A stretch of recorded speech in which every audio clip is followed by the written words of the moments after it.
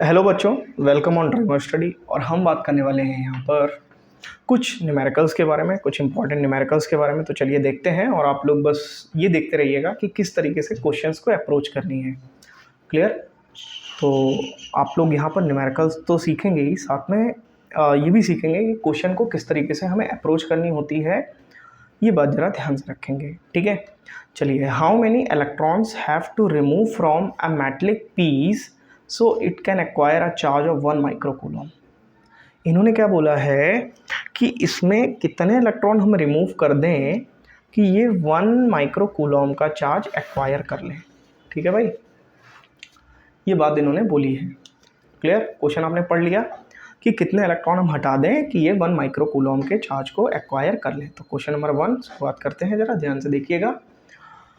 तो बेसिकली अगर आपने देखा होगा, आपने बात पढ़ी होगी, तो आप लोगों ने देखा होगा कि जब भी कहीं से इलेक्ट्रॉन निकलते हैं, ठीक है ना, तो वो हो जाता है पॉजिटिवली चार्ज, और जहाँ पर इलेक्ट्रॉन पहुँचते हैं, है ना, तो वो हो जाता है आपका नेगेटिवली चार्ज।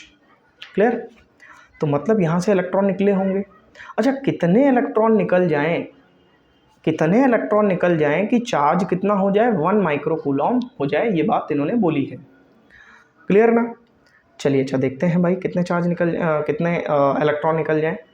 तो Q is equal to n e होता है। अच्छा, जब इलेक्ट्रॉन निकलते हैं तो प्लस का एनी लेते हैं, जब इलेक्ट्रॉन गेन करता है तो माइनस का एनी लेते हैं यहाँ पर। क्लियर ना? हमको निकालना है कितने इलेक्ट्रॉन, n का वैल्यू निकालना है, और यहाँ पर क्या हो जाएगा, Q अपॉन E। बेसिकली जो Q का वैल्यू है वो कितना है, 1 माइक्रोकूलम है। आप लोग ध्यान से देखिएगा।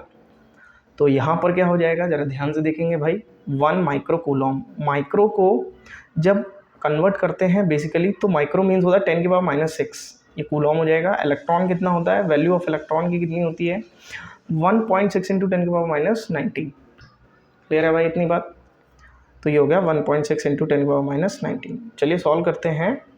तो पॉइंट हटाएंगे, ऊपर 0 बढ़ जाएगा, तो ये हो जाएगा 10 इंटू 10 की पावर -6, ऊपर जाएगा ये प्लस का 19, और ये हो जाएगा आपका 10 इंटू 10 की पावर प्लस का 13। क्लियर? अच्छा, अगर एक काम करें हम, अपॉन में 16 तो चल ही रहा है, ठीक है ना। एक काम अगर हम यहाँ पर करें अगले स्टेप में, इसका 1 0 हमने इसको दे दिया, ये 100 हो गया कि नहीं हो गया भाई?